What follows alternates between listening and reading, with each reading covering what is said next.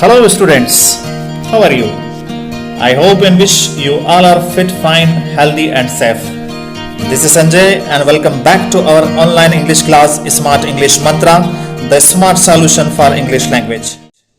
दोस्तों आज के इस लेसन में हम सीखने वाले हैं टू फैमिली का एक important topic was to and were to, जो आपकी daily conversation point of view से बहुत इंपॉर्टेंट है। तो इसे अच्छे से सीख लें और अपनी हैबिट में इसे अडॉप्ट करें। दोस्तों शुरुआत करते हैं, वाज टू वर टू कहाँ लगता है और होता क्या है।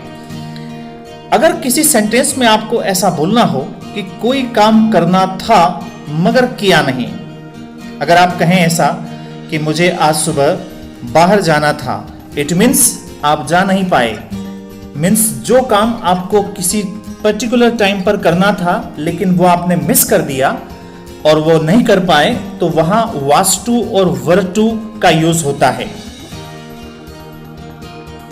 सबसे पहले एज यूजुअल सब्जेक्ट आता है, उसके बाद was to were to, verb की फर्स्ट फॉर्म लगता है टू के साथ और लास्ट में ऑब्जेक्ट। इसका स्ट्रक्चर याद करना बहुत ज्यादा इजी है, सारे स्ट्रक्चर की तरह यह भी बहुत इजी है। टू के साथ हमेशा वर्ब की फर्स्ट फॉर्म आती है और इसका रिकॉग्नाइज तो बता ही दिया मैंने आपको, कोई कार्य करना था मगर किया नहीं। इसके सेंटेंस देखते हैं। पहला सेंटेंस है, you were to wake me up at 6 o'clock today. Means तुम्हें मुझे आज 6 बजे उठाना था। यहां यह नहीं मेंशन किया गया है कि मगर उठाया नहीं। आपको समझना है कि अगर इस टाइप का सेंटेंस आता है कि कोई काम करना था, इट मीन्स वो हुआ नहीं। सेकंड सेंटेंस देखते हैं, the marriage procession was to reach at marriage hall at 8 PM। Means बारात को 8 बजे धर्मशाला या मैरिज हॉल पर पहुंचना था।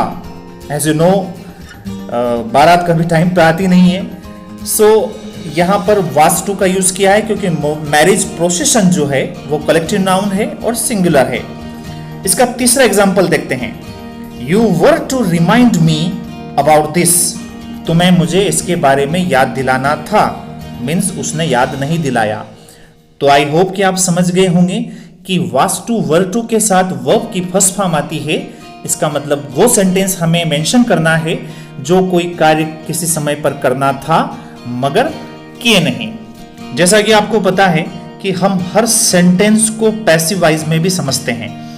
पैसिव वॉइस के बारे में मैं आपको पहले भी एक्सप्लेन कर चुका हूं। अगर किसी सेंटेंस की शुरुआत सब्जेक्ट से न होकर ऑब्जेक्ट से हो या इनडायरेक्ट हो, वहां पैसिव वॉइस होता है। फ्रेंड्स पैसिव वॉइस वैसे तो बहुत ह्यूज सब्जेक्ट है, ह्यूज टॉपिक है, लेकिन अगर मैं बहुत ब्रीफ में आपको इसको एक्सप्लेन करूं तो ऐसे सेंटेंस जहां कोई एक्शन या कार्य ऑब्जेक्ट से शुरू हो रहा है या वो इनडायरेक्ट हो रहा है। हिंदी भाषा में मैंने आपको बताया है कि उसमें ज या ग की मात्रा वाली मुख्य क्रिया आती है। पैसिव वॉइस की शुरुआत हमेशा ऑब्जेक्ट से होती है या सेकंड सब्जेक्ट से होती है। सेकंड नंबर पर पैसिव वॉइस हेल्पिंग वर्ब आती है जो हमेशा बदलती है और थर्ड नंबर पर हमेशा पैसिव वॉइस में याद रखिएगा वर्ब की थर्ड फॉर्म आती है और उसके बाद अगर द्वारा शब्द आया है तो बाय लगेगा, लास्ट में सब्जेक्ट लगेगा। आइए देखते हैं इस वाज टू वर टू का पैसिव वॉइस कैसे बनेगा। पहले इसका स्ट्रक्चर देखते हैं।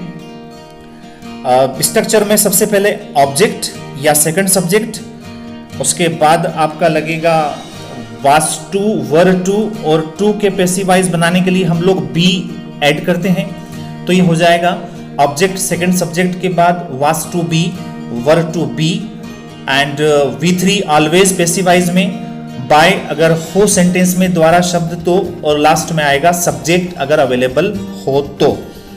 इसका हिंदी में रिकॉग्नाइज देखते हैं कि वाज टू वर टू के कैसे सेंटेंस को हम लोग पैसिव वॉइस में कन्वर्ट कर सकते हैं। कोई कार्य किया जाना था मगर हुआ नहीं। वहां पे क्या था एक्टिव में, कोई कार्य करना था। यहां पे क्या हो गया, कोई कार्य किया जाना था। मैंने आपसे बताया ना कि पैसिव वॉइस में ज और ग वाली मुख्य क्रिया आती है। यह ट्रिक्स है जिससे आसानी से समझ सकते हैं कि कोई सेंटेंस एक्टिव का है या पैसिव का है। सेंटेंस की शुरुआत करते हैं। पहला सेंटेंस मैं आपको स्पोकन बेस्ड बता रहा हूं जो पैसिव वॉइस में यूज कर सकते हैं हम लोग। The electricity bill was to be paid yesterday onwards, बिजली बिल कल भरा जाना था, मीन्स भरा नहीं। इसको पैसे में क्यों लिया? क्योंकि शुरुआत इलेक्ट्रिसिटी बिल से हो रही है और इलेक्ट्रिसिटी बिल सब्जेक्ट नहीं हो सकता। मैंने वाज टू के साथ बी लगा दिया है। एज यूजुअल पैसिवाइज में पे की थर्ड फॉर्म पेड लगाया है। That's all. सेकंड एग्जांपल देखते हैं पैसिवाइज का। ही या शी, जेंडर जो भी हो आप उसको यूज कर सकते हैं। He also was to be invited, उसे भी बुलाया जाना था। मैंने आपको अभी समझाया कि पैसिवाइज में most of the time 90% cases में ज या ग की मात्रा वाली मुख्य क्रिया होती है। इसका तीसरा एग्जांपल देखते हैं। This road was to be laid before rainy season. यहाँ पे शुरुआत रोड से हुई है जो कि सब्जेक्ट नहीं हो सकता। सिंगुलर था, वाज टू बी लगाया, और रोड कंस्ट्रक्ट नहीं होता है, ले होता है, LAY, जिसका मतलब होता है बिछाना। थर्ड फॉर्म हो जाएगी लेड बिफोर रेनी सीजन। इसका हिंदी में मीनिंग होगा इस रोड को बरसात के मौसम के पहले बनाया जाना था। That's all. सो फ्रेंड्स, देखा आपने वाज टू वर टू किस तरह से एक्टिवाइज और पैसिवाइज में हम अपनी डेली कन्वर्सेशन लाइफ में यूज कर सकते हैं। सो जल्दी से सेंटेंस बनाइए वाज टू वर टू के एक्टिव और पैसिव दोनों, और मुझे सेंड कीजिएगा। मिलते हैं दूसरे टॉपिक में।